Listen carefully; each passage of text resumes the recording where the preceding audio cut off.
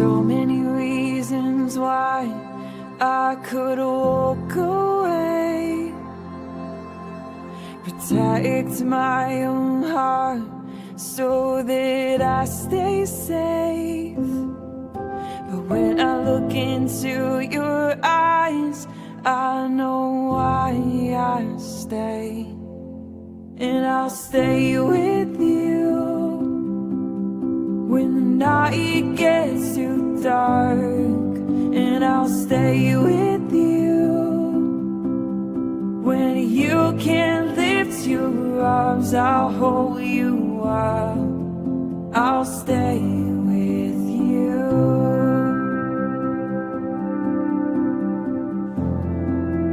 I'll stay with you.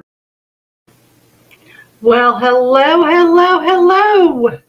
It is Saturday evening, March the 8th, 2025, and it is 6:02 p.m. I'm sorry I'm late. I'll admit, I was watching TV and not watching the clock. So anyway, sorry about that bumping in your ear. I was moving my microphone so it's closer to my speaker so you can hear it. Hello, whoever just come in to chat, please hit the thumbs up and please consider subscribing to my channel and becoming a member of the Locker Sleuths because you fit well in this locker. Okay, so I'm going to, first of all, put up the fair use disclaimer because this is all and being done under fair use. And John Paul Miller, Micah Miller's estranged pastor husband, is allegedly accused of S.A.ing two teenage girls about 20 years ago. The links are in the description for everything I'm going to look for. But if you're not familiar, Micah Miller, last year, I believe it was, she called the police department, told them where she was at, and she said she was going to unalive herself, and she wanted her family to know where to find her. So I'm sure the dispatch tried to talk her out of doing something stupid, you know. But apparently she felt it was necessary. And then a fisherman found her body, and the story goes from there.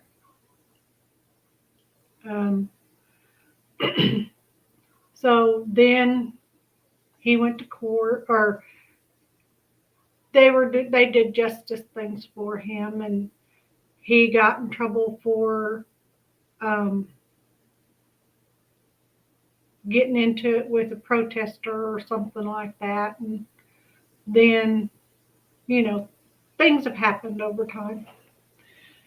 And he's still out, to the best of my knowledge. Well, I think he's in jail now, currently. But he's out. He didn't get charged with Micah's death or anything like that. So,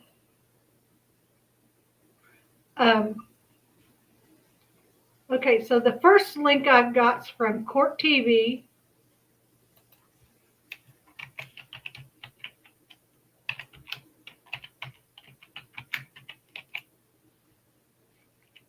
I found this morning when I was researching because I'm on their email list for new things that come up. So I found this morning.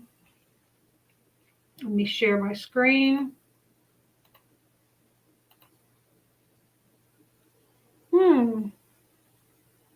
That's weird.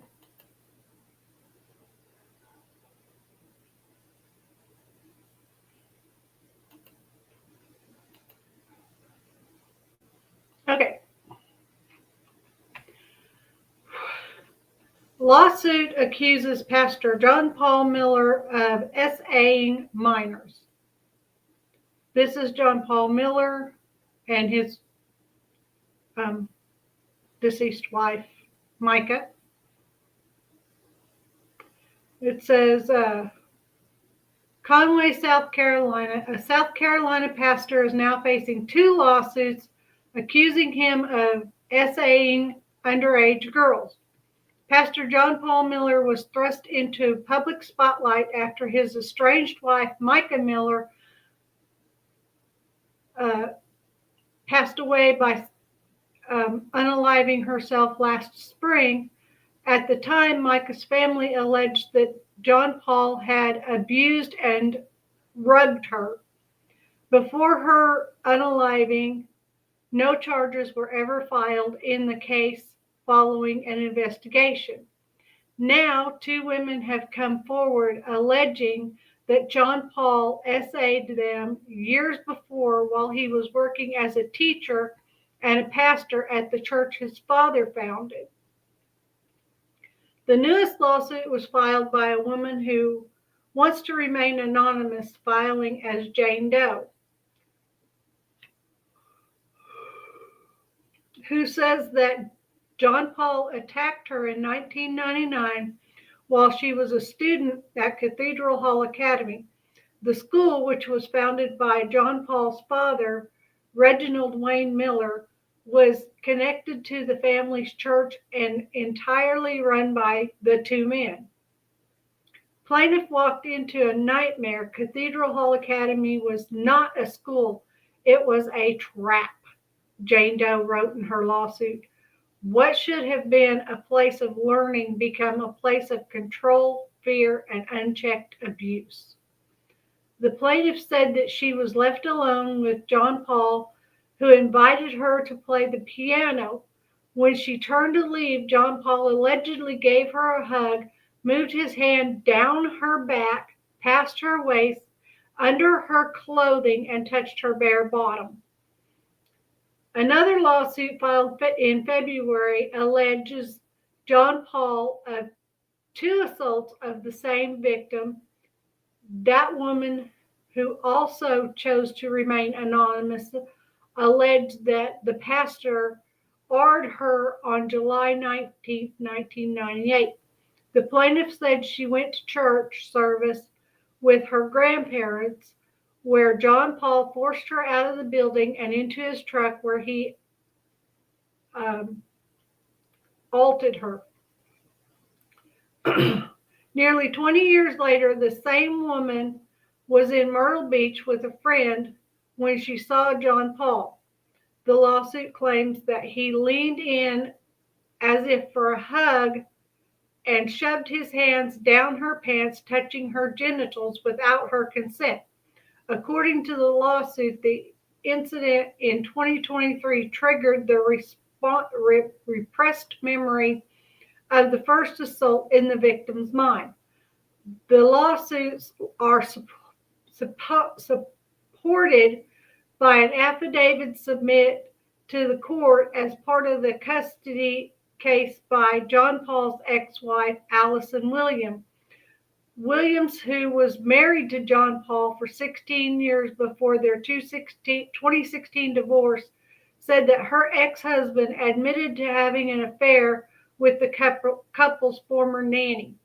Micah said also employed prostitutes and been sexually inappropriate with several underage female members of our church. John Paul has not been criminally charged for any allegations of sexual misconduct. He was arrested November 2024 for a single charge of third-degree assault and battery after an alleged confrontation near his church. If you need to talk to someone, call the Crisis Lifeline by dialing 988 or text HOME to the crisis text line at 741-741. Okay.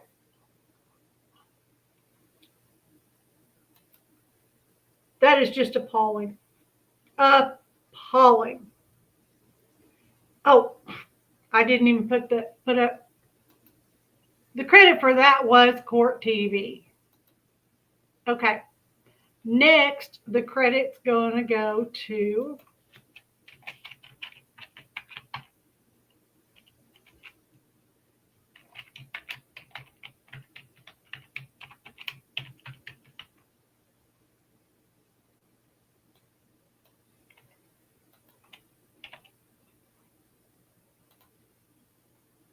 the links to these sites are in the description. This is going to the Christian Post.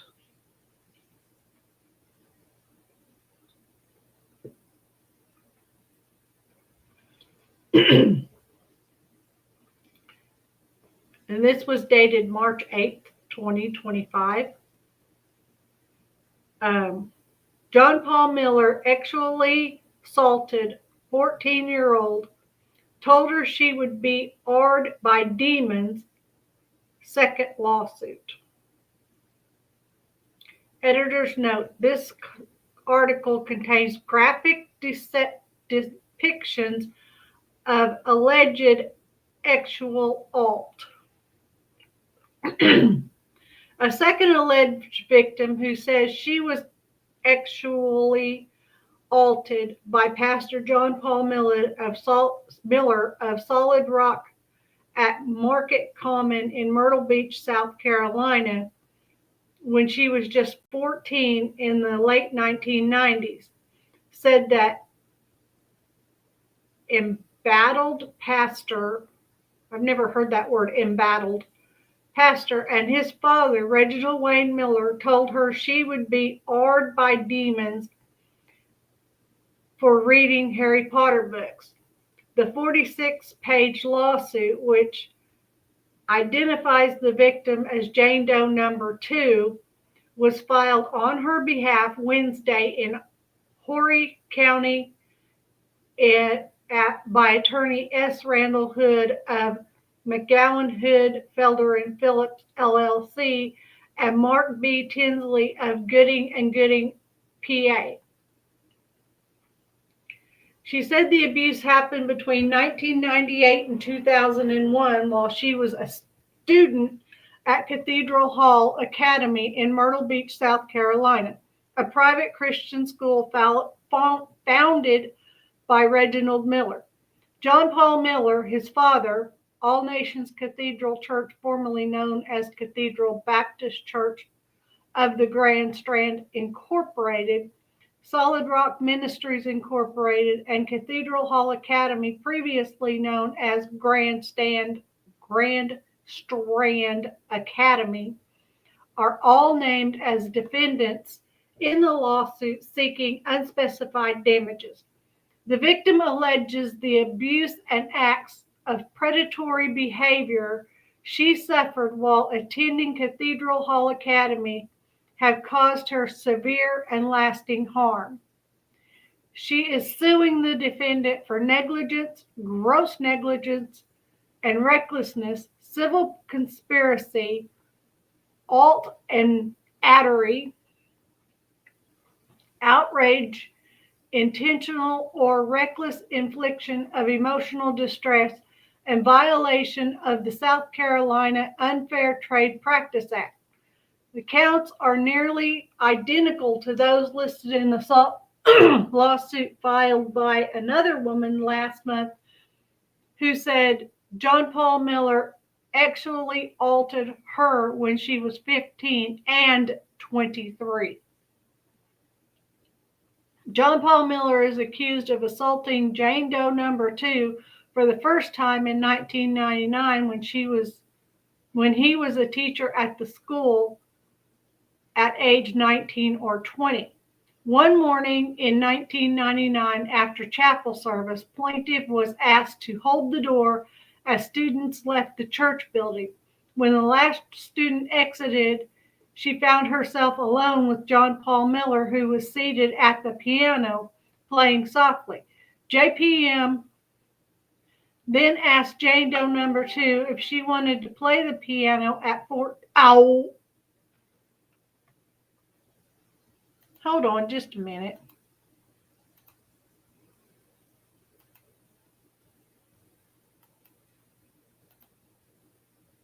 Would you like to see what I'm looking at? I'm so sorry.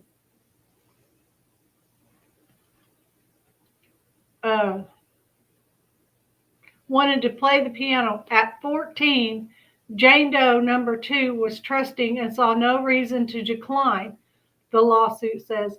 As Jane Doe number 2 turned to leave, JPM pulled her into a hug. She barely had time to react before JPM's hands moved down her back, past her waist, and under her clothing, and touching her bare bottom. Jane Doe number 2 said she sought help from another teacher who sent her to Reginald Miller's office. Despite his own history of sexual use allegations, according to the complaint. When she arrived, JPM was already there. RWM demanded she repeat her accusation with his son standing beside him. Jane Doe number 2's voice wavered as she told the truth. RWM did not ask for details. He did not care, the victim's attorney wrote. As punishment for her allegations, Jane Doe number 2 was forced to write 5,000 line declaring, "I will not lie about John Paul Miller." Following the incident, she claimed she was continually harassed and assaulted by other students, at times in the presence of JPM. One student even held her down and sprayed bug spray into her mouth and eyes while others watched. Through it all, JPM was there smirking, encouraging, watching. RWM was no different. One day he found her crying. He told Jane Doe number 2 to stop disturbing the Lord's work and repent for her lies. John Paul Miller is also accused of touching Jane Doe number 2 sexually when she was in the 9th grade. But according to her attorney, she did not start processing the abuse she endured until the controversial unaliving of John Paul Miller's second wife, Micah Miller, in 2024. By 9th grade, plaintiff had stopped hoping things would change. Then one afternoon, JPM cornered her alone in a classroom and told her, "You failed the test." He said she needed extra help, and if she stayed after class, he could fix it for her. She hesitated but obeyed. As she sat down in the chair near the piano, he started with small talk and asked, "Did she like him? And did she have a boyfriend?" The complaint notes.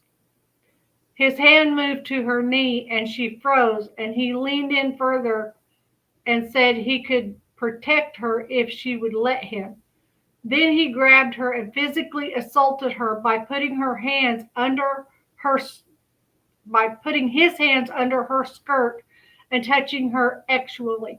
She struggled and pushed him away, but he was stronger and pushed her down. She finally broke free and sprinted for the door. She ran down the hall and out the school, away from JPM. Though her mother found her walking down the road from school, Jane Doe number 2 did not tell her mother. The horrors of Cathedral Hall Academy were not just physical and sexual, they were psychological.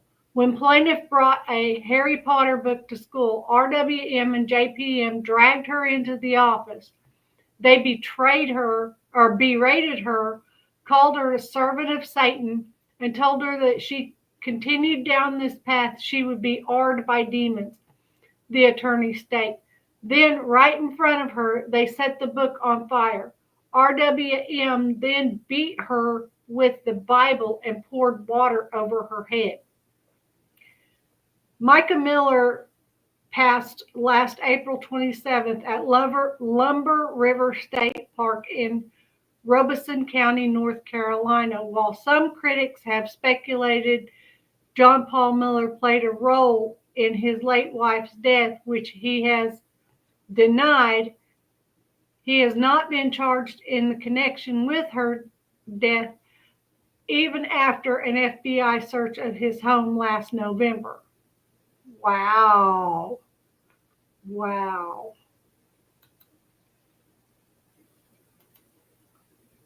Wow. I cannot believe it. Okay. This next one is from WTBW News 13.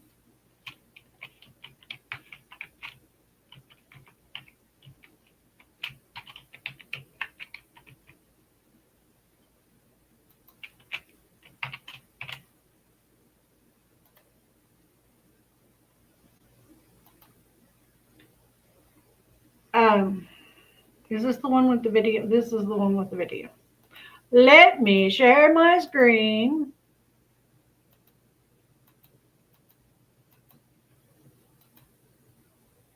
And then I got to put a little bit of music on.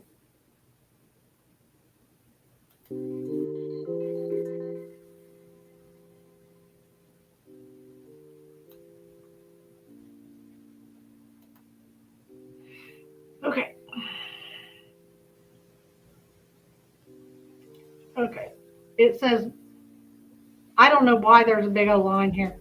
Myrtle Beach pastor accused of sexually assaulting 14-year-old girl while teacher at Father's Christian School. New lawsuit says. And I'll pull this up so you can hear it. Other news tonight, we have more details on another lawsuit involving Myrtle Beach pastor John Paul Miller. He has now been hit with a second lawsuit accusing him of sexually assaulting a young girl. A warning, some of these details may be disturbing. In the lawsuit filed today in Horry County Court, a Jane Doe alleges Miller repeatedly groped a girl who was 14 at the time while he was teaching at his father's former Christian school more than 20 years ago. It also claims Miller humiliated her when she tried to report the alleged abuse and encouraged others to do the same. Well, last week, Miller was accused in another lawsuit that claimed he assaulted a girl when she was 15 and he was 19. It claimed both Miller and his father, Reginald, conducted a pattern of sexual abuse and predatory conduct that often targeted minors. To read more about the details of this second lawsuit, head to our website, WTBW.com.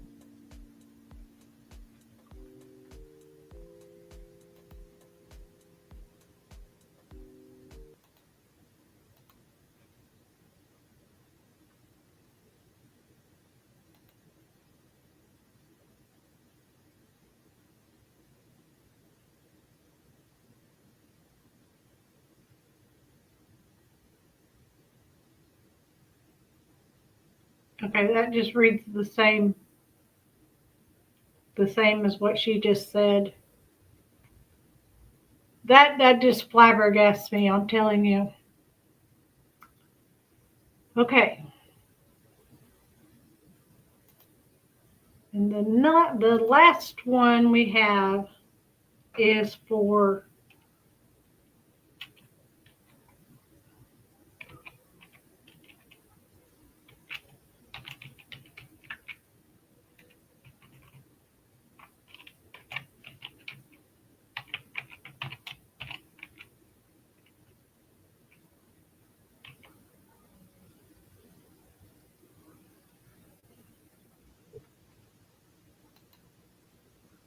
WCBD News 2, and I don't think this one has a video, so I'll just be reading it. Jane Doe sues John Paul Miller and his father, says ministry fostered sexual abuse and predatory conduct for decades. Okay, here's the picture. Jane Doe sues John Paul Miller and his father. Says ministry fostered sexual use and predatory contact for decades. He looks like a smirk on his face. Horry County, South Carolina, WTBW, a woman is suing. Oh, this is the same story that was played on, this must be the sister station.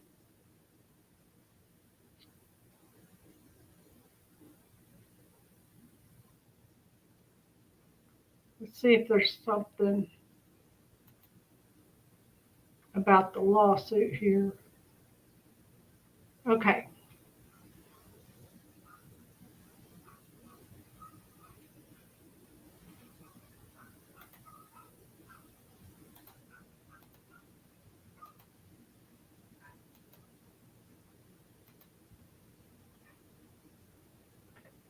This is from the same location.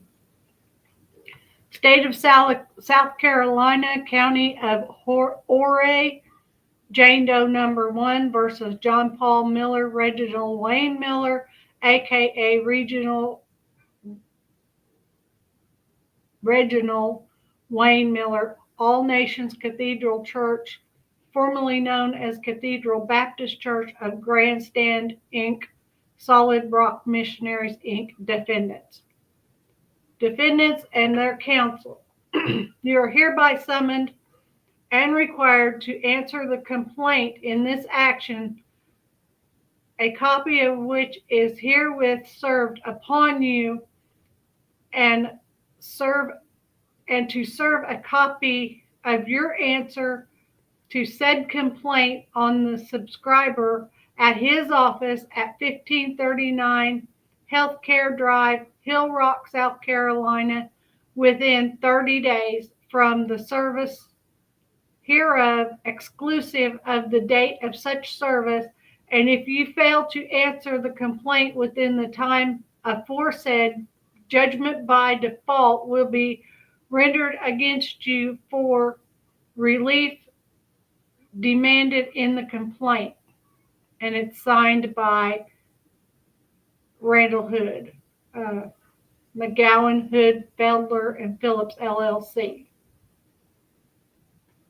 State of Carolina, County of Horry, Jane Doe number 1, plaintiff versus John Paul Miller, Reginald Wayne Miller, aka Reginald Wayne Miller, All Nations Cathedral Church, formerly known as Cathedral Baptist Church of Grandstand and Solid Rock Ministries. Come now, the plaintiff who demands a jury trial of all matters triable to a jury would allege as follows. Summary. For years, John Paul Miller, hereafter JPM, and Reginald Wayne Miller, also known as Reginald Wayne Miller, RWM, have presented themselves as devout religious leaders. They built their reputations in the Myrtle Beach community and beyond as men of faith dedicated to spreading God's word and training future church leaders. But the image was a lie. Behind their religious facade, John Paul Miller and Reginald Wayne Miller engaged in sexual use and predatory conduct, often targeting minors. They used their position of power to manipulate and exploit vulnerable victims while concealing their actions from the public. Upon information and belief, this deception has shielded them from law enforcement scrutiny, allowing their misconduct to continue unchecked.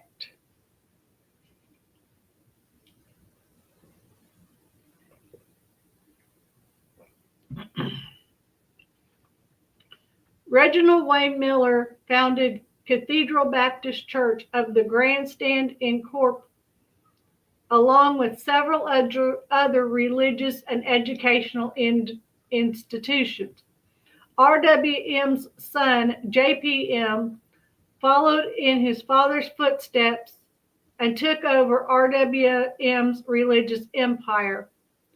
Upon information and belief, these institutions were not created to only serve God, but further Miller and John Paul Miller's predatory behavior. The churches and the related entities operate without adequate protections for minors, creating an environment where youth could thrive. Upon information and belief, this was not accidental.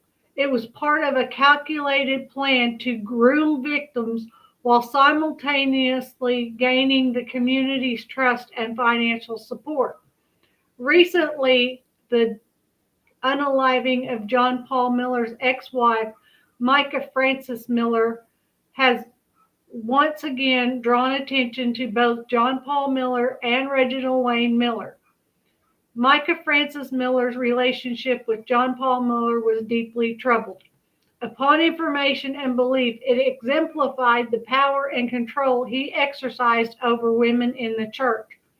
As detailed in this complaint, the defendants, both individually and together, have built, maintained, and concealed a system of sexual misconduct that harmed numerous minors, including plaintiff Jane Doe 1. Parties: plaintiff Jane Doe 1, hereafter known as JD or Doe, is a person now over the age of 18, but she was a minor at the time of the majority of events giving rise to cause of actions alleged in this complaint. The plaintiff, Jane Doe 1, is now a citizen and resident of Indiana.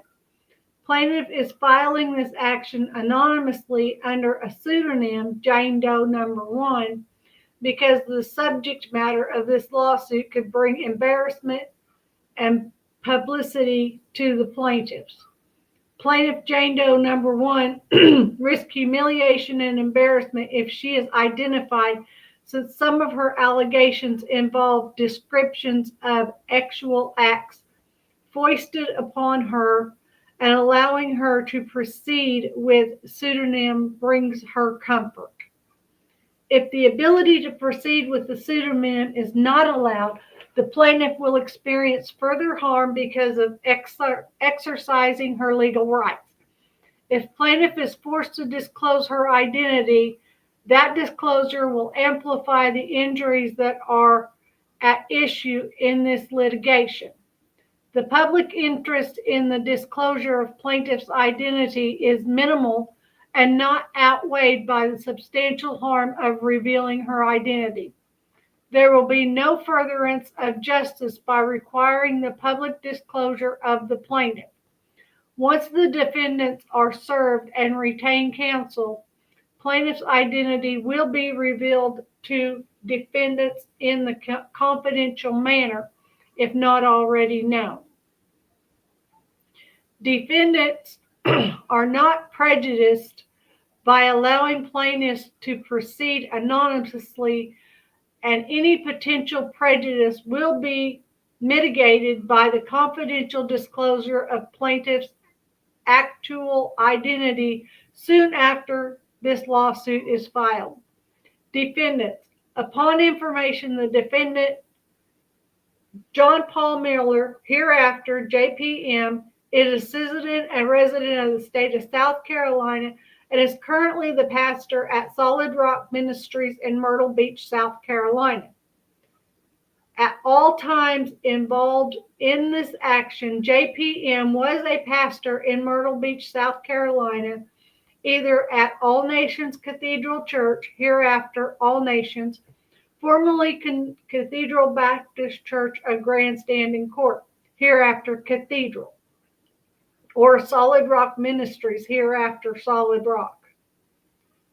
Whether JPM was working or involved in some type of employment or agency capacity with All Nations, Cathedral, or Solid Rock, they were all the same enterprise, and JPM was the alter ego of All Nations Cathedral and Solid Rock. Defendant JPM was a man over the age of 18 at all times involved in this action. Upon information and belief, defendant Reginald Wayne, hereafter RWM, is a citizen and resident of the state of South Carolina and was the head pastor of All Nations and or Cathedral at the time of some of the allegations contained herein. Defendant RWM is the father of JPM. Upon information and belief, defendant RWM has also referred to himself as Reginald Wayne Miller as a way to hide prior transgressions. Upon information and belief, defendant All Nations Cathedral Church is a continuation of Cathedral Baptist Church and of Grandstand Incorporated, and is organized and existing under the laws of the state of South Carolina. All Nations is successor in the interest of Cathedral and assumed all of the assets and liabilities. All Nations and Cathedral will be referred to throughout this complaint as one entity known as Cathedral.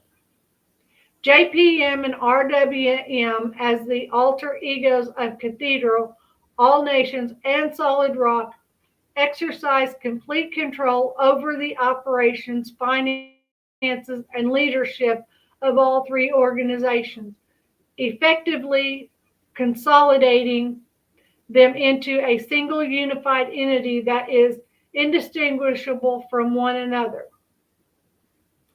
Even if any defendant claims to be charitable entity, upon information and belief, JPM and RWM exercise complete control over Cathedral and Solid Rock without adhering to proper corporate formalities, using the church as front to funnel funds for their own personal financial gain rather than for legitimate charitable or religious purposes.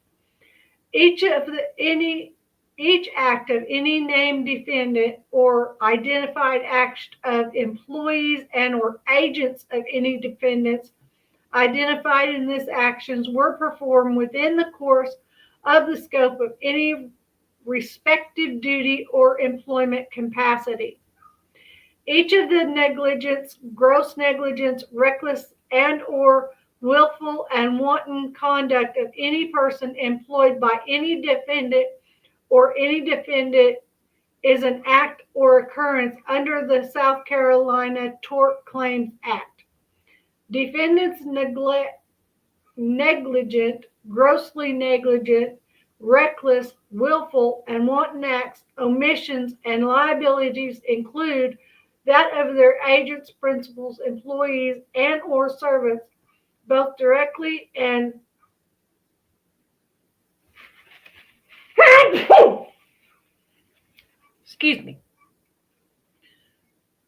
and vicariously pursuant to principles of non-delegible duty, corporate liability, apparent authority, agencies, ostensible agency, and respondent superior. Okay, I guess that was spelled wrong.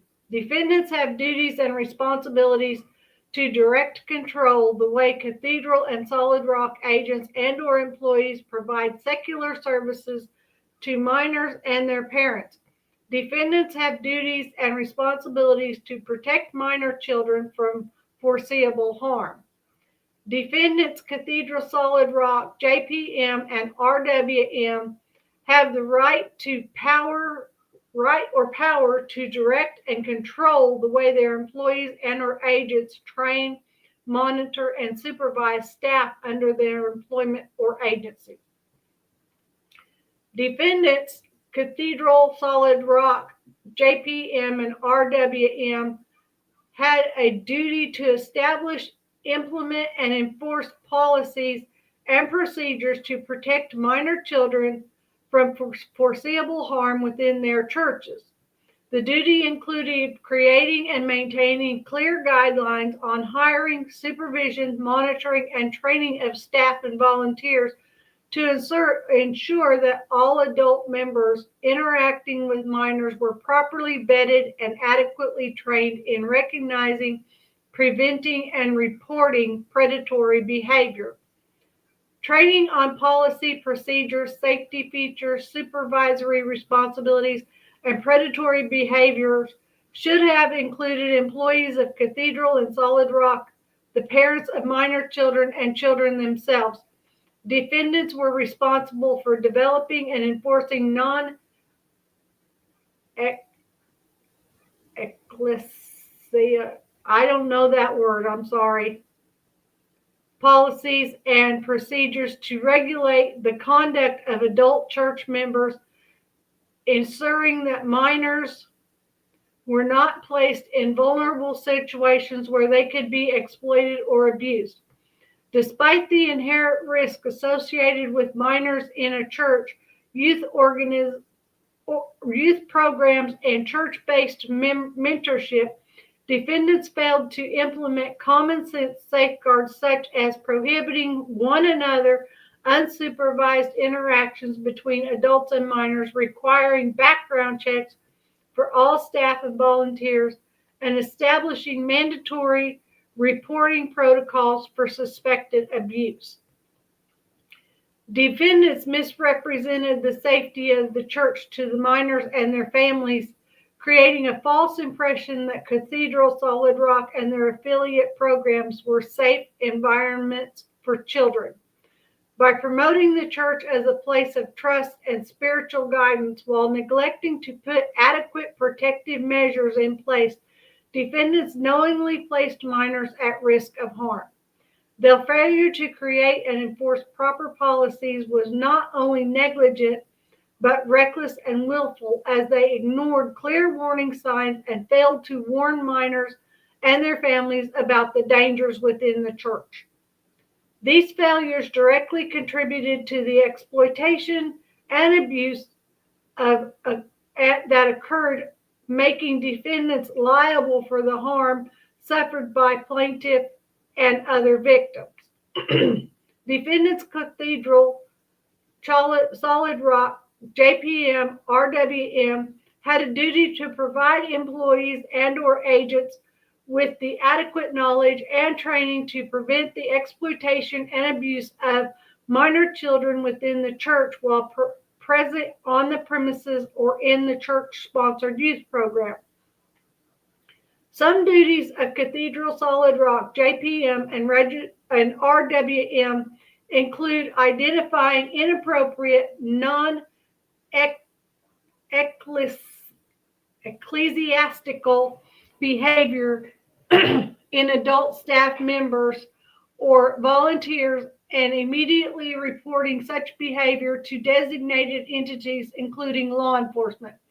Before the events underlying this case began in 1998, defendants had actual knowledge that the vulnerable population of children or young adults attending the church and on the premises and participating in the youth programs would be at risk of exploitation or use if reasonable precautions were not taken in training, supervision, and monitoring of staff members or volunteers.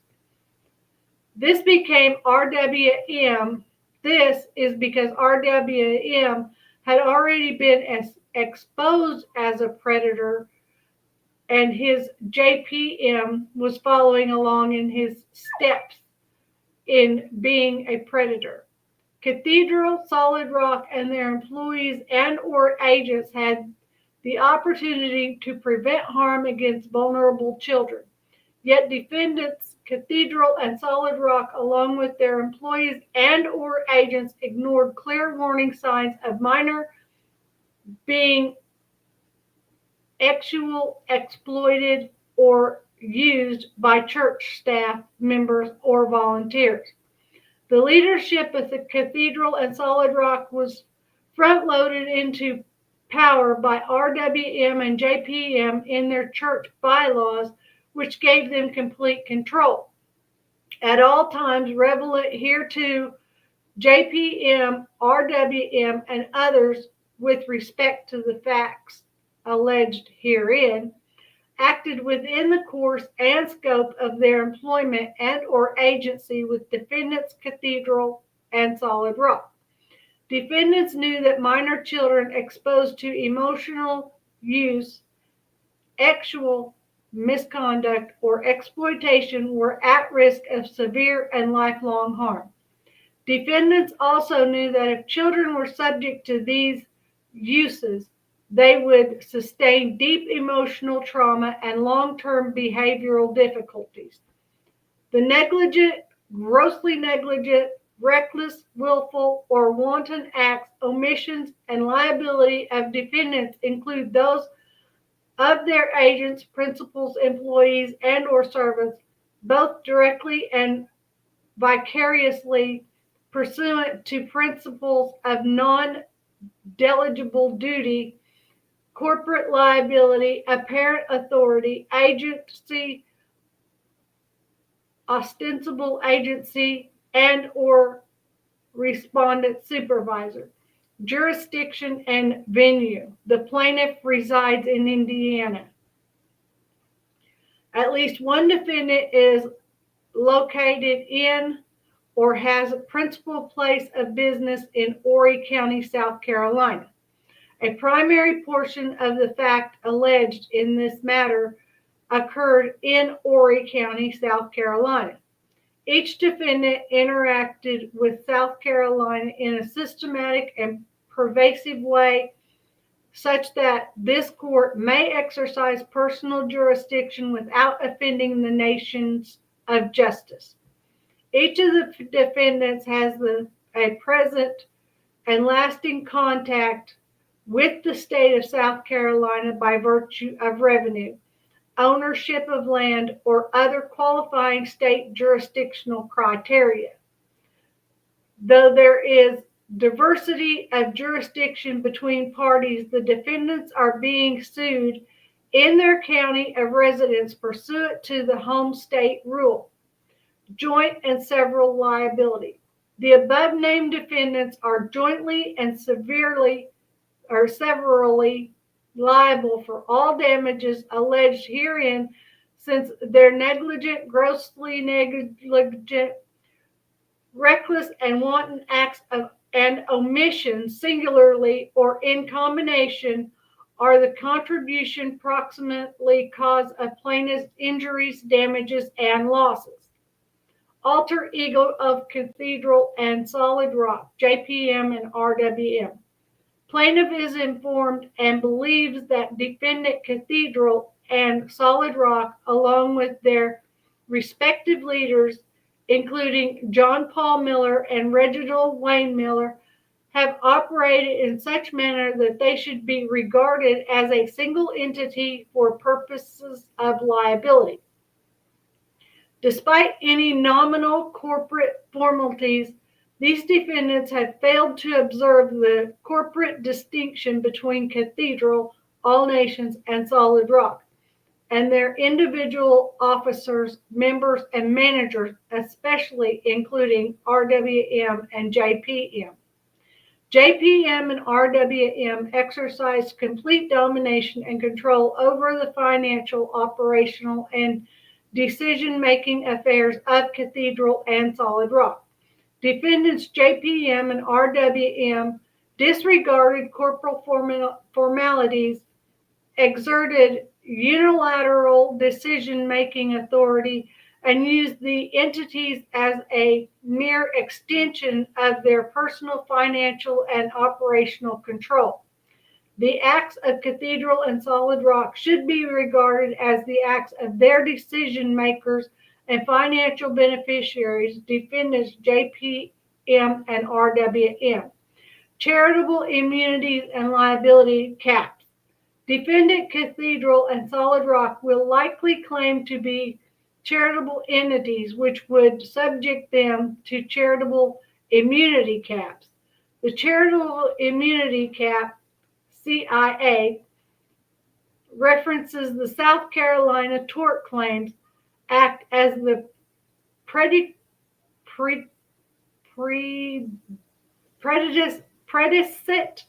statutory authority for the number of caps to be imposed by any person or entity against the CIA entity.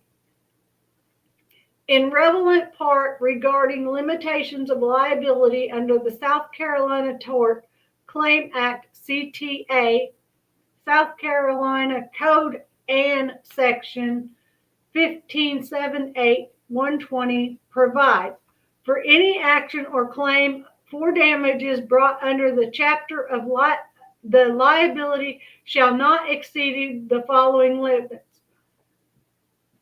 except as provided in Section 1578120A3.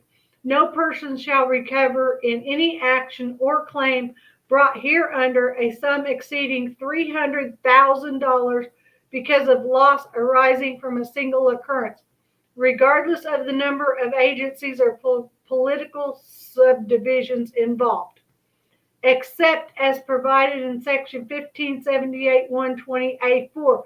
The total sum recovered arising out of a single occurrence shall not exceed $600,000, regardless of the number of agencies, political subdivisions, claims, or actions involved. Under South Carolina Code and Section 15783, an occurrence is defined as an unfolding sequence of events which approximately flow from a single act of negligence. Each of the negligence, gross negligence, reckless and or willful and wanton conduct of any person employed by or an agent of Cathedral and Solid Rock constitutes an act or occurrence under the South Carolina Tort Claim Act, CIA. There are multiple breaches of duties of care and industry standards in this case. Each breach or occurrence can be stacked to create multiple caps for any defendant under the TCA/CIA, depending on the jury's findings. RWM and JPM are alleged to have committed grossly negligent or reckless acts and or omission in their individual capacities. If a jury finds RWM or JPM grossly negligent or reckless in regard to their actions with J-No number 1, they are subject to liability outside of any cap or face unlimited exposure for damages. Plaintiff has identified multiple breaches of duty by defendant and their agents and or employees. Other breaches may exist that are unknown at this time. Statute of limitations and plaintiff's right to bring this claim. The statutory time bars on the filing of civil suits have exceptions. In some cases, plaintiffs do not know when a wrong occurred and may not discover their cause of action until years after the statute of limitations has expired. In response to such cases, courts and state legislatures fashioned the discovery rule to prevent the injustice which would result from the strict application of this statute of limitations. This doctrine balances the unfairness faced by plaintiff who is deprived of a verdict against the harm suffered by a defendant in letting the case go to trial after a long delay. The discovery rules have been applied to cases in which survivors of childhood actual use have repressed the memory of the use. In South Carolina, this discovery rule is applied to all cases of childhood actual use before the year 2001. In 2001, the South Carolina legislature enacted the CS Code 153555, which extends the statute of limitation for survivors of childhood sexual use, allowing them to file civil claims up to 6 years after turning 21 or within 3 years of discovering that their injuries were caused by the use. This tolling provision recognizes the psychological impact of childhood sexual use, particularly cases involving repressed memories or delayed awareness of harm, ensuring that survivors have a fair opportunity to seek justice. In this matter, the first use of Jane Doe happened in 1998, but she was still a minor when the legislation was passed in 2001. Regardless of which standard applies, and statute of limitations has not expired regarding the claim of Jane Doe number 1 against any of the defendants. When applying the discovery rule pre-2001, in cases of previously repressed memories of childhood sexual use, courts balance the harm of denying a remedy to a plaintiff who has no access to her memory against the hardships faced by a defendant defending against such long-standing claims. Some courts have applied the discovery rule to toll applicable statutes of limitations for the period during which the victim repressed the memory from the use. See Johnson versus Johnson 701F. Then it goes on to say what it is. Finding Illinois court would apply discovery rule when plaintiff has psychological repressed memories of childhood use. Holt versus Holt, where plaintiff repressed memory of use until after expiration of statute of limitations. Nicolette versus Carey, 751, in 1990, holding daughter's claim against her father was told until she filed suit as daughter showed that she had repressed memory of alleged use. Doe versus Roe, 191 Aris, in 1998, discovery of the rule applies to delayed accrual of cause of action based on childhood use when plaintiff retrieves repressed memories of the use.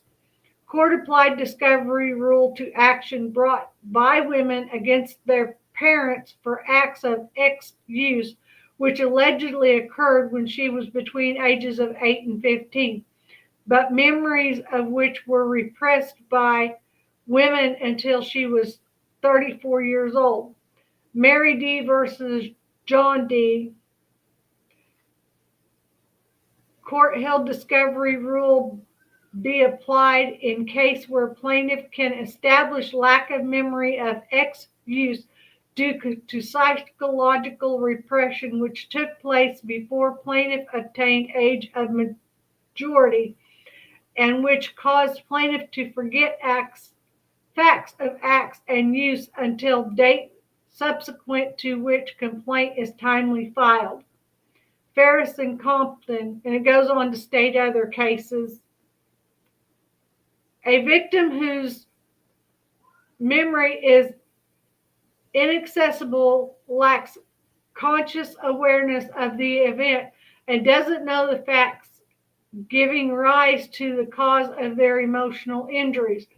Repressed memory does not mean that the survivor immediately forgets the use at the time it occurs. Instead, various psychological and emotional factors such as trauma, fear, coercion, and disassociation may cause the memory to become gradually suppressed over time, often as a subconscious coping mechanism.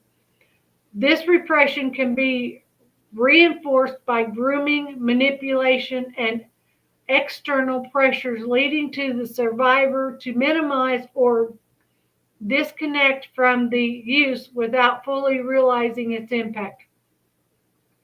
Under South Carolina law, if the memory of the used becomes repressed while the survivor is still a minor, the statute of limitations is toiled until the memory resurfaces and the survivor becomes aware of the use and its effects. This means that the legal clock does not start running until the survivor consciously recalls the use and recognizes its connection to their psychological injuries, ensuing that victims are not unfairly barred from seeking justice due to the complex nature of trauma and memory repression. In Majority versus Garden Sanctuary Church of God, the South Carolina Court of Appeals opined that the discovery rule may toil the statute of limitations during the period a victim psychologically represses her memory of X use. In Morarity, the court concluded that the case with allegations of repressed memory is distinguishable from Doe versus R.D. Jane Doe's realization of the 1998 assault and its effects were repressed at some time after the assault but before turning 18, and her recollections of the 1998 assault did not trigger and reemerge until after 2023. Alt by JPM, meaning that her cause of action for the 1998 alt only accrued in 2023. Because Jane Doe 1 was unable to recognize the connection between the prior use and her ongoing trauma until 2023 assault by JPM, her claim is timely under the discovery rule. If the claim is decided under the statute of limitations and delineated by the South Carolina Code 15355, the 3-year statute of limitations under that legislation does not begin to run until 2023, when plaintiffs discovered that her injuries were caused by JPM's use. Separation of church and state and ecclesiastical privilege. The First Amendment to the United States Constitution guarantees religious freedom and separation of church and state. Religious organizations are granted independence from secular control or manipulation occurring, ensuring they can determine matters of church government, faith, and doctrine without state interference. See Kedroff versus St. Nicholas Cathedral. South Carolina courts recognize that civil courts may not engage in resolving disputes as a religious law, principle, doctrine, discipline, custom, or administration. Pearson versus Church of God. However, South Carolina courts also recognize that civil courts may hear cases involving religious organization if the dispute can be resolved using neutral principles of law. See this big dog number. Under the neutral principles of law, courts may apply property, corporate, and other secular laws to church disputes. All Saints Parish, Wakaama, and Protestant Episcopal Church of Diocese of South Carolina, in this big long number. Courts retain jurisdiction over cases where religious doctrine is not in use. Certain ecclesiastical actions are privileged or immune from civil liability, while others are not. The actions of church employees or agents that may be both ecclesiastical and secular. Preaching a sermon to minors is ecclesiastical in nature and subject to First Amendment privilege.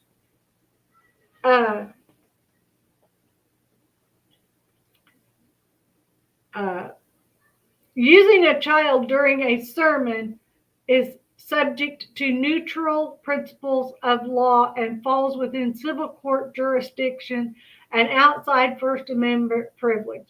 Ecclesiastical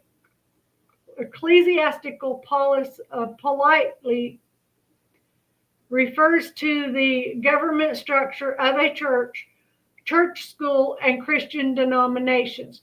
Church sometimes attempts to classify issues as ecclesiastical when in reality they involve secular legal principles and neutral principles of law. There is clear distinction between ecclesiastical matters related to religious doctrine and secular legal duties that fall under civil court jurisdictions. While allowing JPM to be church leader may involve ecclesiastical considerations, the training, supervision, and monitoring of Miller to prevent the use of minors is a secular obligation governed by neutral principles of law which defendants failed to uphold. The actions and behavior of a church entity and its agents must be analyzed to determine whether civil court may intervene based on neutral principles of law. The evolution of RWM, JPM, and their various ministries. RWM ministerial journey began in the early 70s in Florence, South Carolina.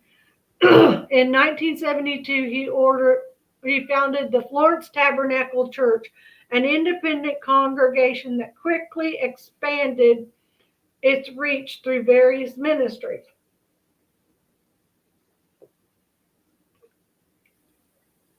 Sorry, every now and then you gotta wet the whistle. By the mid-1970s, Miller had established the Glory Land Bible College, later known as Cathedral Bible College, aiming to train individuals for Christian service. Miller's prominence grew with his regional television program, Good Morning Jesus, which aired across multiple states and into Canada. However, his career faced significant challenges in the late 1980s. On February 1989, WPDE TV 15, a local television station, aired a 5-part investigative report detailing allegations of misconduct involving RWM and students from his Bible college. In response to the mounting controversies and declining support in Florence, Miller relocated his ministry to Myrtle Beach, South Carolina in 1993. There he rebranded his organization as Cathedral Baptist Church and sought to establish a new campus. He acquired the former Myrtle Beach Air Force Base Chapel in 1995, intending to expand his church and college operations. Cathedral Baptist Church of the Grandstand Cathedral was the primary religious organization established by Reginald Wayne Miller, RWM, after relocating his ministry from Florence, South Carolina to Myrtle Beach in the early 1990s. RWM was forced to rebrand his ministry after the allegations of public scrutiny in Florence, but RWM maintained his same control over church operations, finances, and leadership. Cathedral served as the foundation for RWM's continued influence, providing him with direct access to congregants, financial resources, and leadership over affiliated religious institutions. Over time, the effort to further distance himself from prior controversies and to maintain operational continuity under the new identity, Cathedral changed names and identities to All Nations Church, while remaining under the same centralized control of RWM and his inner circle. The structural change in name did not alter the reality that All Nations was a constitution of Cathedral inheriting its assets, congregation, and leadership hierarchy. Despite the formal changes in name and branding, All Nations remained functionally identical to Cathedral, operating under the same governance and with the same leadership. The church's physical access, including the former Myrtle Beach Air Force Base chapel, were controlled by the Miller family throughout these transitions.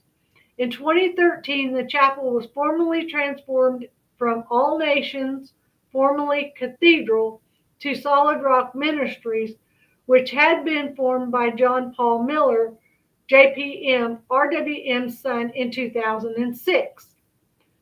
Though the names have changed over the years, Cathedral Baptist Church, All Nations Church, and Solid Rock Ministries are not separate and distinct industries, but rather a continuing joint enterprises under the exclusive control of RWM and JPM, evolving over time through strategic name change and restructuring to maintain their influence, evade scrutiny, and shield assets from liability. Despite changes in corporate identity, these churches have shared leadership, financial resources, governance structures, and common purpose, making them functionally interchangeable and indistinguishable from one another.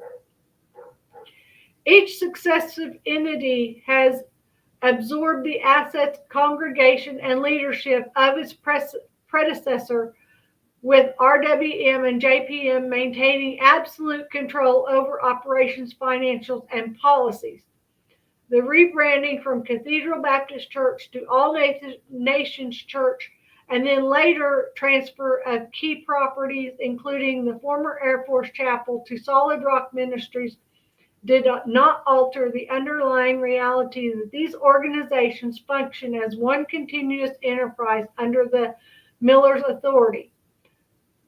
Rather than represented legitimate independent religious organizations, they serve as alter egos of RWM and JPM, operating as a unified enterprise designed to preserve their power, protect them from liability, and continue their control over vulnerable members of their congregations. Duties of Cathedral, Solid Rock, JPM, and RWM to plaintiff. Defendants Cathedral, Solid Rock, RWM, and JPM owed duties to the plaintiff. Defendant RM and JPM were employees and agents of Cathedral and Solid Rock during all times referenced in this complaint. In South Carolina, a duty care may arise from various sources, including special relationships, common law, recognized duty, voluntary undertakings, and statutory obligations. In this case, defendants Cathedral Baptist Church, Solid Rock Ministry, RWM, and JPM owed legally cognizable duties to plaintiff and other minor children who participated in their youth programs or attended their church. These duties arose from the special leadership between defendants and minors in their case, as the church understood that children were allowed to present at different places on the premises, including the sanctuary or youth programs, which are under church leadership. This freedom to roam of church placed them under the direct supervision and authorities of adult mentors and church leaders. By assuming responsibility for minors in a structured setting, defendants acted in loco parentis, meaning they took on a duty akin to that of a legal guardian to protect and safeguard the children from foreseeable harm. The duty extended beyond spiritual guidance and mentorship, creating a legal obligation to ensure a safe environment free from abuse, exploitation, predatory behavior. Defendant Cathedral Solid Rock, RWM, and JPM affirmatively assured parents that their children would be safe while participating in church activities, reinforcing their duty to provide reasonable protection. Although defendants were not initially required by law to establish formal policies regarding youth safety upon information and belief, they voluntarily undertook this responsibility by implementing various policies and procedures governing staff conduct and adult interactions with minors. Under Section 323 of the Restatement Second of Torts, which recognizes in South Carolina law, once defendants assume this duty, they are legally required to exercise reasonable care in enforcing their policies and ensuring the safety of minors on their church campus. By failing to implement, communicate, and reasonably enforce policies to prevent abuse, defendants breached their duty of care, making them legally liable for the harm suffered by plaintiff and other vulnerable children in their programs. Defendants Cathedral Baptist Church, All Nations Church, Solid Rock Ministries, RWM, and JPM had common law duty to properly hire, supervise, monitor, oversee, and train their employees, agents, and volunteers who interacted with minors in their church program and at the church.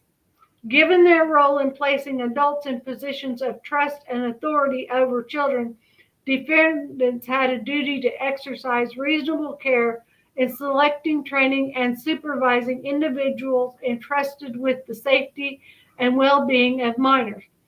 This duty requires defendants to conduct background checks, implement safeguards to prevent foreseeable harm, monitor adult interactions with minors, and enforce policies designed to prevent abuse and exploitation. By failing to establish and enforce reasonable hiring, supervision, monitoring, and training protocols, defendants created an environment where children were placed at an increased risk of harm, including the use suffered by plaintiff. Their failure to properly vet employees and agents, failure to monitor interactions between adults and minors, and failure to act in response to warning signs of misconduct constituted a breach of their legal duty, directly monitoring to the harm inflicted upon plaintiff and other vulnerable children under their care.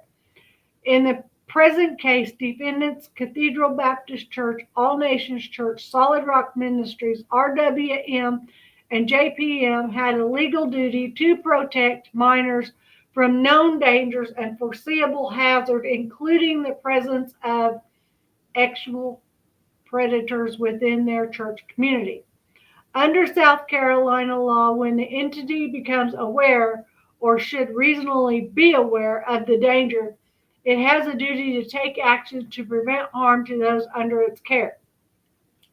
Defendants were in a unique position of authority and control over the church environment, and they either knew or should have known that predators, including JPM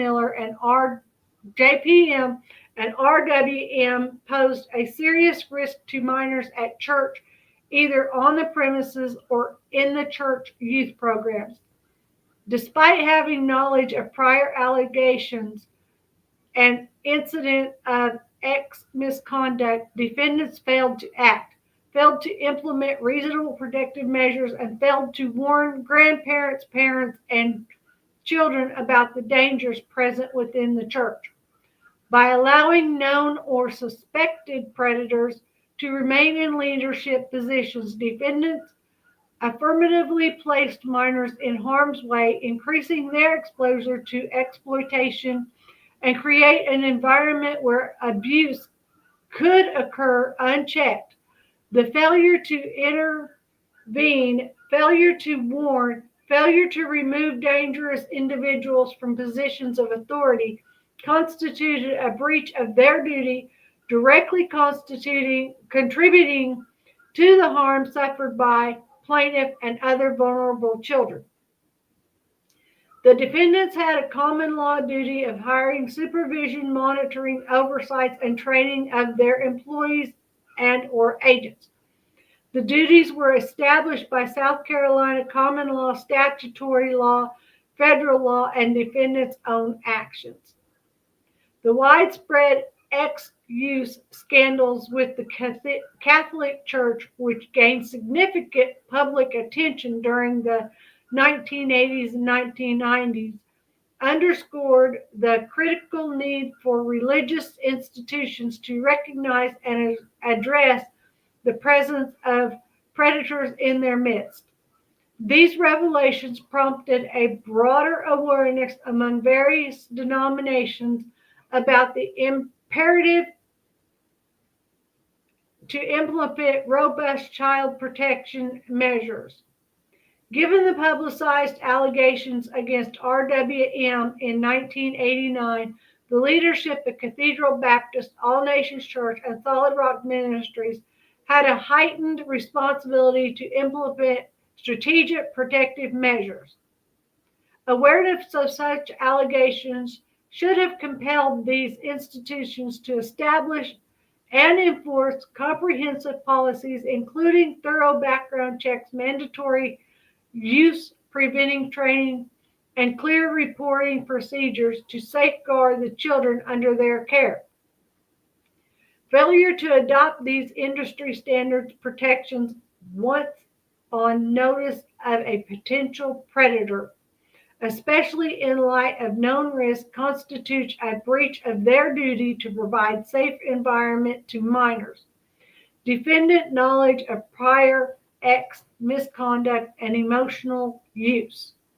Plaintiff is informed and believed, based on multiple sworn affidavits, that JPM and RWM had long-standing knowledge of misconduct, emotional use, and exploitation of minors within their church community long before the incidents alleged in this complaint occurred in 1998 and 2023. Despite their awareness, they failed to take appropriate action, allowing the cycle of use to continue unchecked. Knowledge of JPM's misconduct with minors. Plaintiff is informed to believe that JPM openly admitted to engaging in misconduct with minor female members of Solid Rock Ministry, an admission that was corroborated by multiple witnesses. In her sworn affidavit, Allison Williams, formerly Miller, testified that JPM confessed to her that he had been inappropriate with several underage female members of their church. Exhibit 1, Williams' affidavit. JPM attempted to justify his behavior by blaming his own history of child use by his father, RWM. Williams' affidavit further states that when JPM's misconduct became known to the church leadership, he was ordered to enroll in addiction rehabilitation program. Williams' affidavit 7. However, upon information and belief, he never complied. Williams' affidavit 7. Rather than ensuring the safety of minors with the congregation, JPM and church leadership worked to suppress the allegations and silence victims, enabling his continued leadership within the church. The failure to investigate and allow JPM to maintain access to young congregants, allowing him to continue his predatory behavior. Prior allegations of misconduct and use by RWM. Plaintiff Plaintiff is informed and believes that RWM predatory behavior spans decades and that his son, JPM, learned and adopted his father's abusive practices. In her sworn affidavit, Susan Miller, RWM's ex-wife, detailed how RWM physically and emotionally used his family and exercised absolute control over both his household and his church congregation. Exhibit 2, Susan Miller affidavit. Susan Miller attested that RWM's obsession with power and control extended beyond his immediate family and into the church, where he engaged in inappropriate relationships with young men and women, many of whom were vulnerable members of the congregation, Susan Miller affidavit. Additionally, RWM was publicly accused of misconduct in the televised news investigation, which aired allegations that X preyed on young men from his congregation, Susan Miller affidavit 16.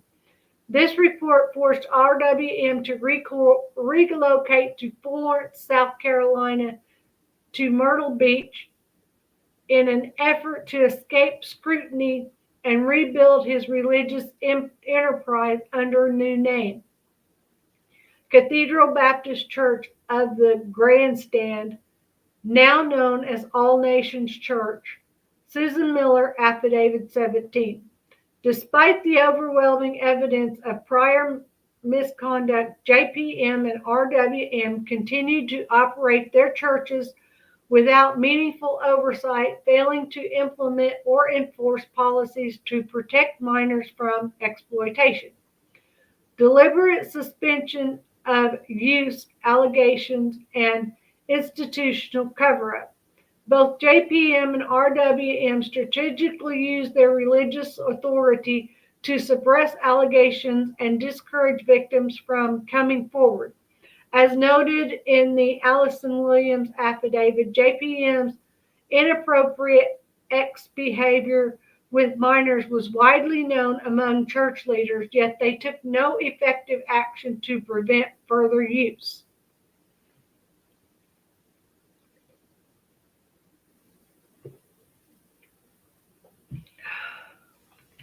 Instead, JPM manipulated or ignored church policies and leadership structures to shield themselves from accountability, Williams affidavit 8-9.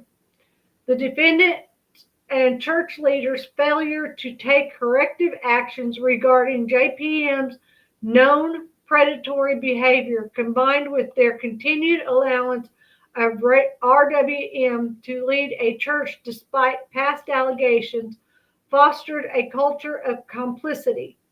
This inaction created an environment where misconduct was tolerated, enabling use of flourish within Cathedral and Solid Rock, contributing in part to the harm suffered by plaintiff Jane Doe number 1. Factual allegations supporting the cause of action. By 2023, JPM had positioned himself as a high-ranking pastor of a large congregation, presenting himself as a spiritual leader while continuing to engage in predatory behavior. In 2023, plaintiff encountered JPM in person in Myrtle Beach while accompanied by a friend. Despite being in a public setting, JPM leaned into Jane Doe 1 as if to hug her and shoved his hand down her pants, touching her genitals without consent. Plaintiff immediately recoiled and tried to brush it off and moved his hand because she didn't think her friend noticed and she was scared. About 30 minutes later, Jane Doe 1 and JPM had a heated argument about him using his title of pastor and used scripture to justify misconduct. In response, JPM cited scripture telling plaintiff, "No man is without sin and temptation. God understands that." I do believe that was taken out of context. I'm just saying, in the words of Bullhorn Betty. I'm just saying. Plaintiff was left reeling from the encounter, experiencing a long-delayed spiral of self-doubt and depression caused by this fresh assault on her by JPM. This ex-assault by JPM triggered repressed memories of plaintiff of things which occurred at an earlier time. Upon later reflections and trying to remember previous events, the plaintiff realized that JPM had assaulted her almost 20 years before. Jane Doe number 1 ex-assaulted at the age of 15 in 1998 by JPM. At the time, she did not fully comprehend the nature of what had happened to her or the extent of the harm it caused. The trauma was deeply buried, and for decades she had no conscious recollection of the assault. The plaintiff lost her memory before she turned 18, likely within a few months or a year of the occurrence of the 1998 assault. It was not until she experienced another ex-assault in 2023 by JPM that the suppressed memories of the 1998 incident resurfaced. Through therapy and reflection following the more recent assault, Jane Doe came to understand the profound impact of the earlier use, as well as connection to the physiological and emotional struggles she had endured throughout her life. After her memories were triggered by the second assault, the plaintiff remembered details of the 1998 ex-assault. In June 1998, plaintiff Jane Doe, a 15-year-old minor, attended All Nation Church, formerly known as the Cathedral Baptist Church of the Grandstand Incorporated. Plaintiff spent her summer in Myrtle Beach, South Carolina, residing with her grandparents, who were members of the cathedral. Plaintiff's time in Myrtle Beach was supposed to be a period of safety, love, and warmth. Her grandparents were her support system, and the summer she spent with them were among the happiest times of her childhood. JPM was a 19-year-old male adult employed at the cathedral as a youth leader and musician at Cathedral in 1998. At the time of events in question, JPM was known to his father, head pastor, church leader, and member as a troubled individual with a history of reckless behavior, including prior legal troubles, a child born out of wedlock, and a pattern of misconduct. Despite his knowledge, church leadership, including defendant R.W. Miller, who was JPM's father and the head pastor of All Nations, failed to take reasonable steps to monitor JPM's behavior and continued to allow him unrestricted access to minor children at the church, in the sanctuary, his father's office, or in the church's programs, including the youth program. RWM had personally engaged in ex-misconduct before 1998. He knew his son was engaging in ex-misconduct. This was the proverbial fox guarding the henhouse. RWM did not institute any type of safeguard over the dangers posed by JPM or himself. RWM had complete control of the church by virtue of the bylaw, which left him in complete control of the church without any oversight by anyone else. Though he was in control, there were other leaders of the church who could have intervened to protect minors at the church. They did not. They succeed complete control to RWM, who allowed his son JPM to have free reign over the church and the minors at the church. This church was JPM's ex-playground. Leadership at the church, including RWM, should have undertaken something to protect the minors at the church from JPM and any other predator, including RWM. They did not. On or about July 19, 1998, a Sunday morning, plaintiff attended Cathedral, formerly All Nations Church, with her grandparents and her grandmother who preceded her. Sunday school class held in a separate classroom building, the Academy building on church property. Plaintiff initially intended to attend Sunday school with her grandmother, but changed her mind and instead went to the church building where she intended on going to her grandfather's Sunday school class. The class had begun and the doors were shut, and Jane Doe wasn't aware which room he was in, so instead interrupting classes, she entered the main church sanctuary. JPM was playing the piano and other band members were strumming a guitar. Upon noticing plaintiff, JPM engaged her in conversation. At some point, plaintiff stepped away from the sanctuary and walked down the hall to the restroom. When plaintiff exited the restroom, she encountered JPM standing near his father's office door. JPM called out to the plaintiff's name and initiated a seemingly innocent conversation, inquiring about a mutual friend's recent absence from church. Without warning, JPM forced plaintiff inside his father's office, shutting the door behind him.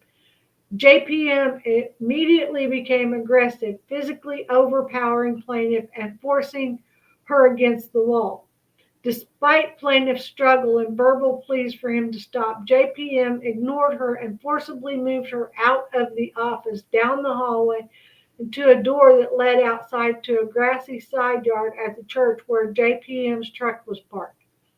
JPM then forced Jane Doe 1 into the truck, and that is where he arred her. At the time, the assault plaintiff was a pure flower. Plaintiff was terrified, physically overpowered, and left defenseless against JPM's assault. JPM, an adult man in a position of authority within the church, took full advantage of plaintiff's youth, inexperience, and vulnerability to commit this heinous act. Following the assault, plaintiff remained silent about what had occurred with JPM and was overcome by shock, shame, and fear.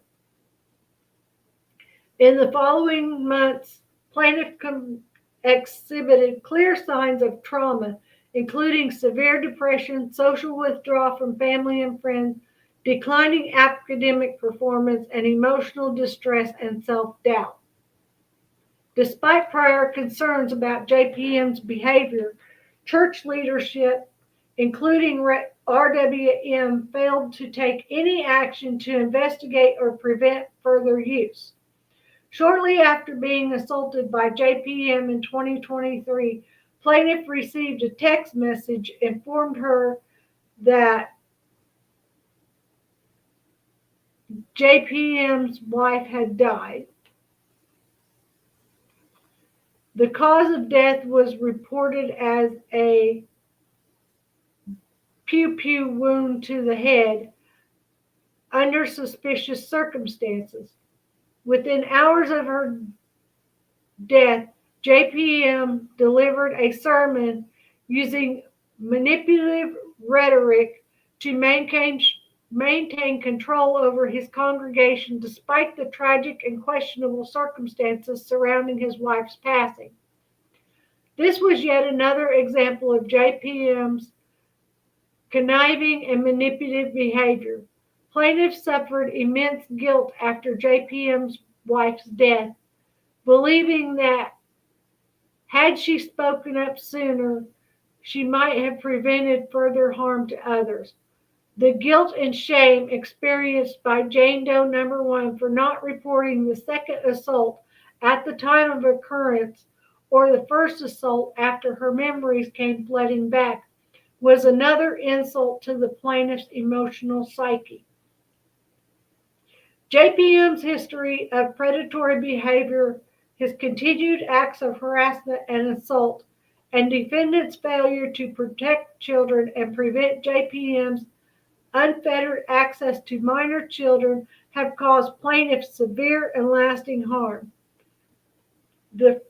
For a first cause of action, negligence, gross negligence, and recklessness, plaintiff reincorporates and alleges all above paragraphs verbatim.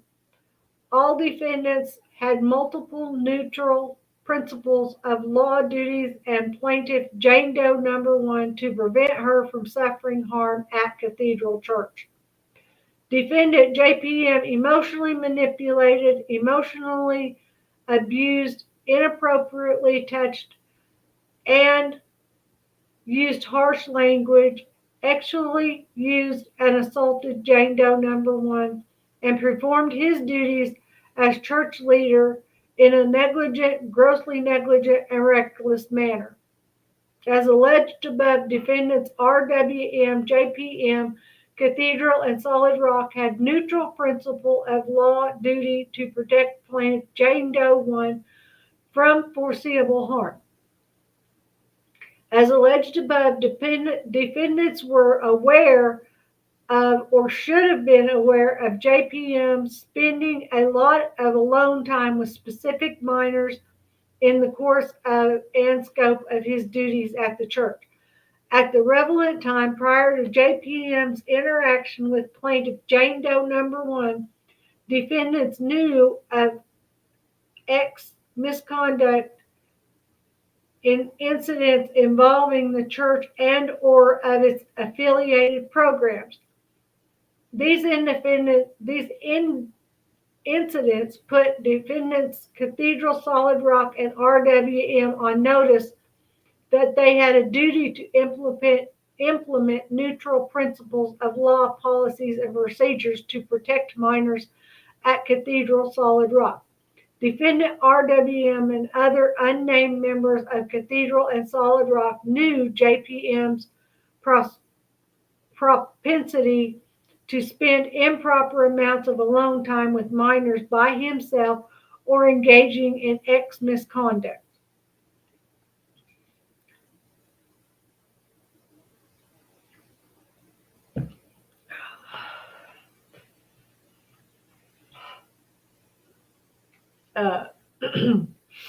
The knowledge by RWM and others created a duty to report JPM's illicit conduct to law enforcement or leadership of the church and warn others of the danger.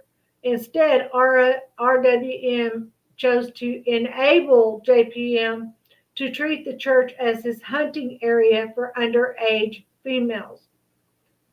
Defendants had a duty to create and promote a neutral principle of law and culture of safety to prioritize the well-being of children and young adults, to protect them from negligent, grossly negligent, reckless, predatory, and abusive employees and or agents.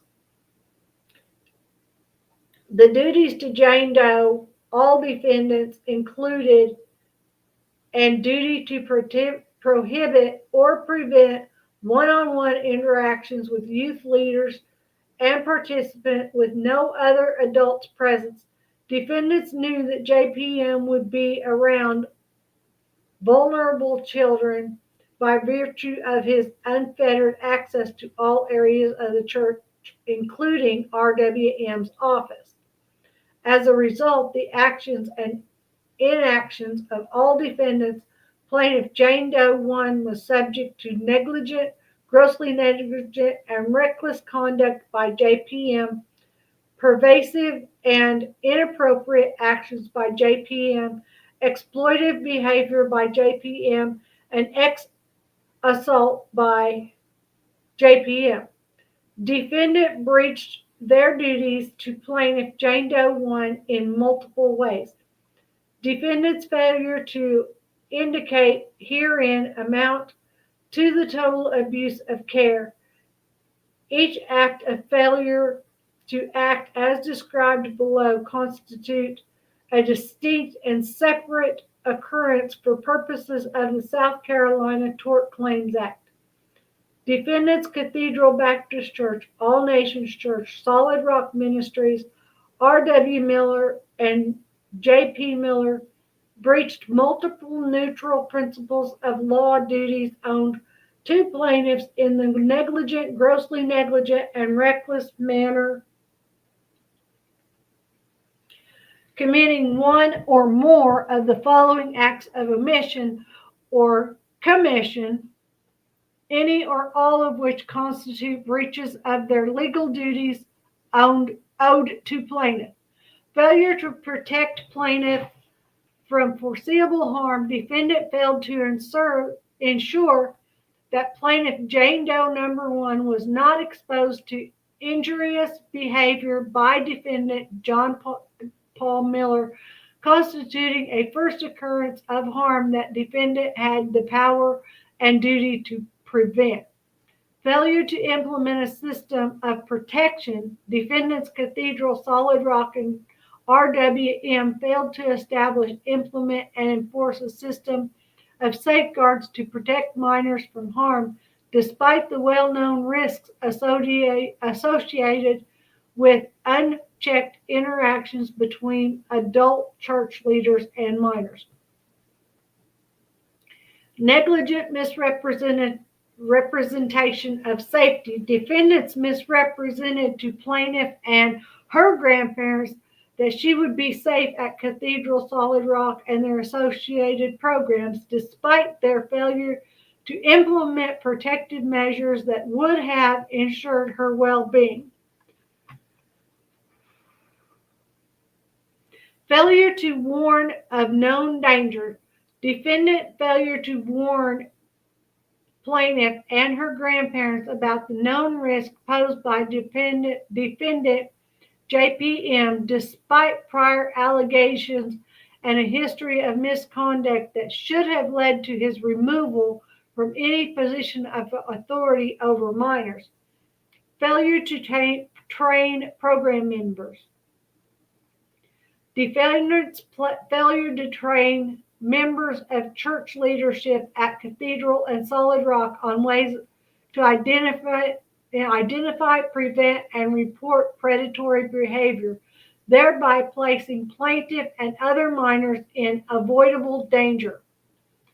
Failure to supervise JPM. Defendants failed to properly supervise defendant JPM despite knowledge of prior misconduct and allegations that should have led to heightened oversight of his activities and interactions with minors. Failure to monitor JPM. Defendants failed to monitor defendant JPM, allowing him to operate without sufficient oversight, which created an opportunity for further exploitation of vulnerable minors, including the plaintiff. Failure to protect plaintiff from use. Defendant failed to protect plaintiff from the direct harm inflicted by defendant JPM despite their duty to provide a safe and secure environment for minors participating in church-sponsored programs. Failure to ensure plaintiff's safety at Cathedral.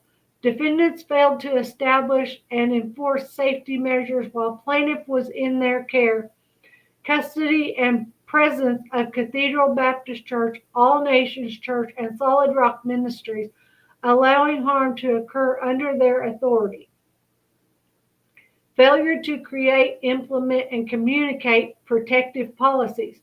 Defendants failed to create, implement, and communicate appropriate policies and procedures designed to protect minors at Cathedral and Solid Rock, despite the clear and foreseeable risks associated with failure to do so.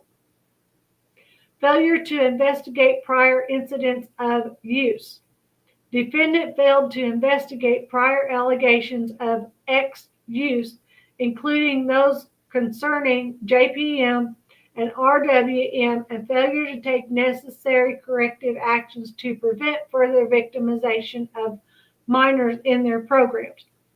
Failure to train church leaders. Defendant failed to properly train all church leaders at Solid Rock and Cathedral, despite their duty to equip staff with the knowledge and resources necessary to protect minors from use and exploitation. Failure to investigate JPM's misconduct. Defendant failed to investigate or act when they first became aware of JPM was engaging in inappropriate contact or exhibiting inappropriate behavior toward minor children at Cathedral and Solid Rock. Failure to adhere to industry standards. Defendants failed to follow well-established industry standards in child protection, including background checks, training, supervision, and reporting mechanisms which are recognized across the religious institutions as necessary safeguards to prevent child exploitation and use. Other breaches to be determined in discovery, and such other particulars as will be discovered through further investigations, depositions, and evidence collection during discovery. Defendants' failure to uphold their duties will be further revealed, demonstrating their negligence, gross negligence, and reckless disregard for the safety of minors entrusted to their care. As a direct proximate result of the negligent, grossly negligent, and reckless actions and inactions of defendant, the plaintiff, Jane Doe number 1, has suffered and will continue to suffer damages, and plaintiff is entitled to judgment against defendant, Cathedral, and Solid Rock for all actual damages, and against RWM, JPM for actual and compensatory damage, punitive damages, and such other relief in law or equity as may be determined by a jury. For a second cause of action as to all defendants, civil conspiracy. Plaintiffs reallege and reincorporate all above paragraphs verbatim. Defendant Cathedral Baptist Church, All Nations Church, Solid Rock Ministry, Regional or RWM, and JPM knowingly engaged in a conduct effort to conceal, suppress, and enable the continued misconduct of defendant JPM, thereby conspiring to protect him from accountability while placing minors, including defendant Jane Doe number 1, in foreseeable danger. The conspiracy was motivated by defendant's financial interest, institutional reputation, and personal loyalty to JPM rather than any legitimate religious or organizational purpose. Defendant knew or should have known that JPM was a danger to minors and early as 1997 based on prior incidents of inappropriate behavior and misconduct involving young congregants. They were aware of specific allegations, inappropriate conduct with minor females, and past warnings regarding JPM conduct, yet they deliberately chose to protect him rather than remove him from a position of power or authority within the church. Despite their knowledge of his predatory behavior, defendant took affirmative steps to hide, suppress, and prevent the reporting of JPM's actions, including knowingly allowing JPM to remain in leadership at Cathedral and Solid Rock, despite allegations of misconduct with minors, refusing to report JPM's conduct to law enforcement despite being legally and morally obligated to do so, suppressing or destroying evidence, complaints, or reports made by victims, their families, or church members, discouraging or intimidating victims and witnesses from coming forward with allegations of use against JPM, transferring or repositioning JPM within the church instead of removing him or implementing safety measures to protect minors, providing JPM continued access to minors despite past allegations and known risks, misrepresenting the safety of Cathedral, All Nations, and Solid Rock to parents and congregants while knowingly harboring a predator, allowing JPM to engage in unsupervised interactions with minor children, including private meetings, text messages, and social outings despite clear signs of grooming behavior. Failure to implement or enforce policies that would have restricted JPM's access to vulnerable minors despite their affirmative duty to do so. Ensuring that all decisions related to JPM's misconduct remained within a small controlled group of church leadership, preventing outside intervention or oversight. Defendants actively conspired to hide JPM's pattern of inappropriate behavior with minors from others, knowing that exposure would result in significant outfall for the church, including legal liability, financial consequences, and reputational damage. Further, defendants profited from JP's misconduct leadership and his status within the church, attracted followers and financial contributions that directly benefited the organization and its leadership. The access to minor children by JPM, facilitated by the conspiratorial actions of all defendants, directly resulted in the harm suffered by plaintiff Jane Doe number 1. The precedent acts necessary to constitute civil conspiracy include but are limited to defendants' collective and deliberate efforts to prevent others from discovering JPM's inappropriate actions with minors at Cathedral and Solid Rock. Defendants' failure to report JPM's sexual misconduct and inappropriate conduct by law enforcement despite a clear duty to do so. Defendants' failure to disclose JPM's actions to inappropriate church authorities or external oversight bodies, thereby ensuring that complaints remained within a controlled inner circle. Defendants' coordination to protect JPM from scrutiny, including by silencing victims, shielding him from investigations, and continuing to allow him access to minor children despite known risks. Defendants' failure to take corrective action after learning of JPM's conduct, thereby allowing other minors to be used without intervention. Defendants' refusal to take disciplinary measures against JPM or remove him from leadership despite overwhelming evidence of the predatory behavior. As a direct and approximate result of the civil conspiracy between all defendants, the plaintiff, Jane Doe 1, has suffered and will continue to suffer damages and is entitled to judgment against defendant Cathedral Rock, Solid Rock, for actual compensatory damages. Plaintiff, Jane Doe number 1, is also entitled to judgment against RWM and JPM for actual and punitive damages and such other damages in law or equity as may be determined at trial of this manner. For a third cause of action as to defend JPM, assault and battery.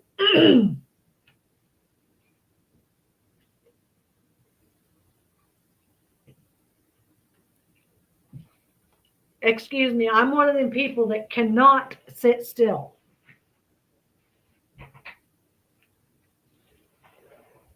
and I've developed a habit of sitting on my feet until they fall asleep. Plaintiffs reincorporate and reallege all above paragraphs herein verbatim. JPM threatened and intended to harm plaintiff Jane Doe number 1 on multiple occasions in different decades assault. JPM inappropriately touched and violated plaintiff Jane Doe number 1 battery. As a direct and approximate result of defendant JPM actions delineated above, plaintiff Jane Doe number 1 suffered damage. Plaintiff Jane Doe number 1 had to undergo counseling and treatment as a result of JPM's battery and assault of her, and this will likely continue for the rest of her life.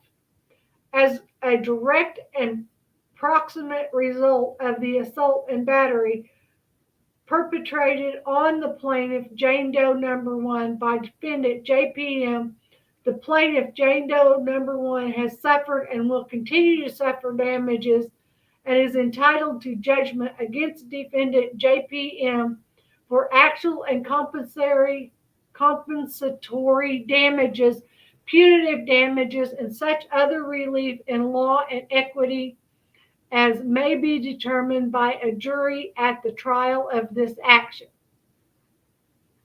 As a direct and approximate result of the JPM actual assault of her,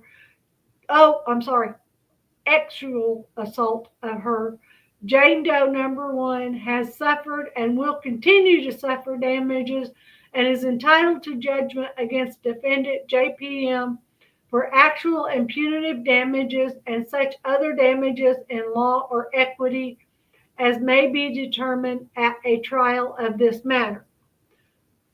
A fourth cause of action to all defendants: outrage, intentional or reckless infliction of emotional distress. Plaintiff realleges and reincorporates all above paragraphs herein verbatim. Defendants recklessly or intentionally inflicted severe emotional distress on plaintiff Jane Doe number 1 by virtue of other actions, and it was certain or substantially certain that such distress could result from defendant's conduct. Defendants recklessly or intentionally inflicted severe emotional distress on plaintiff Jane Doe number 1 by virtue of their actions in promising to protect Jane Doe number 1 while knowing that JPM was a child predator and hiding his actions from the public. Defendant JPM inflicted severe emotional distress on plaintiff Jane Doe number 1 by attempting to intimidate her after she was victimized by his conduct. Defendant's conduct was extreme and outrageous, exceeding all possible bounds of decency and being intolerable in a civilized community. Defendant's actions caused plaintiff emotional distress. The emotional distress by the plaintiff was so severe that no reasonable person could be expected to endure it, and this distress manifests itself in physical symptoms. The emotional distress caused by the victim and in actions of all defendants, including but not limited to medical problems, emotional cause issues, mental anguish, and behaviors that are capable of objective diagnosis. As a direct and approximate result of the intentional and or reckless infliction of emotional distress on plaintiff, she has suffered damages. As a direct and proximate result of reckless or intentional infliction, emotional distress by all defendants, and plaintiff has suffered and will continue to suffer damages, and plaintiff is entitled to judgment against defendants Cathedral and Solid Rock for actual and compensatory damages. Plaintiff is also entitled to judgment against RWM and JPM for actual and punitive damages and such other damages in law or equity that may be determined as a trial of this matter. For fifth cause of action, violation of South Carolina Unfair Trade Practices Act, South Carolina Code Ann 39510 ET SEQ. Plaintiff realleges and reincorporates all above paragraphs herein verbatim.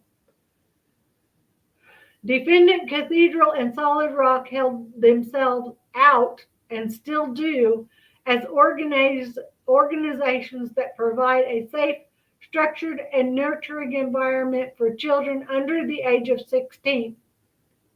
1-6.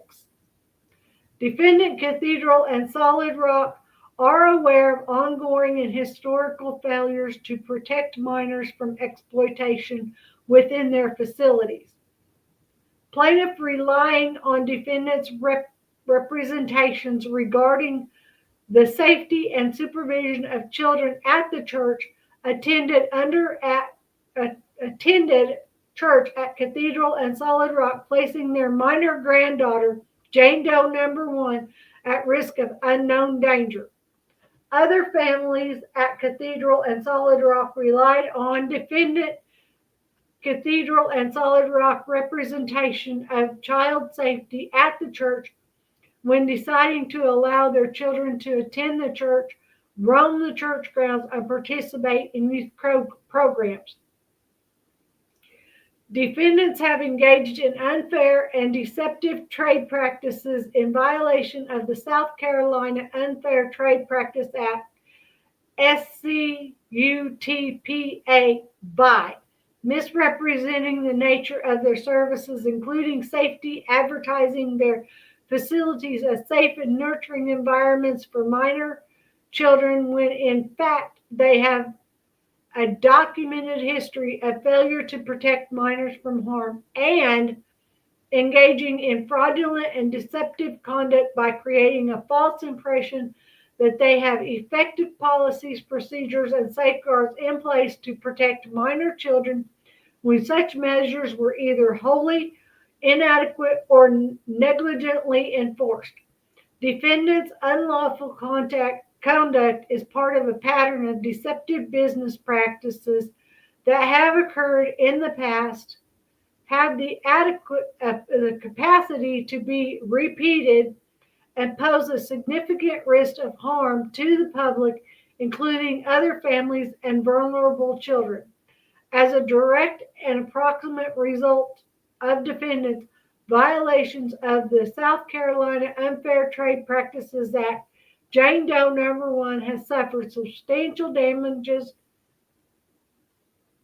including physical, emotional, and psychological harm. Plaintiffs are entitled to treble damage attorney's fees and all other relief deemed just as appropriate by a jury trial. Signature page to follow, and it's signed by Randall Hood of McGowan, Hood, Fedler, and Phillips, LLC. So, that is, I'm sure the one for Jane Doe number 2 reads probably exactly the same way, verbatim. So,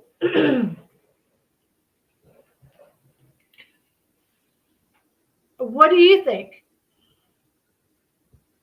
Do you think that the girls should be awarded damages? Or do you think that more people will begin to come forward now that the secret is out?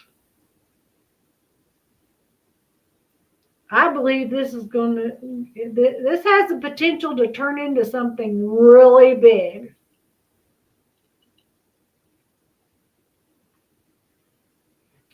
So, oh wow, this Eagle whiskey bottle, a collector's dream. I have one of those for sale. Okay, so, oh, you can't see it. I'm sorry. Let me present my page again.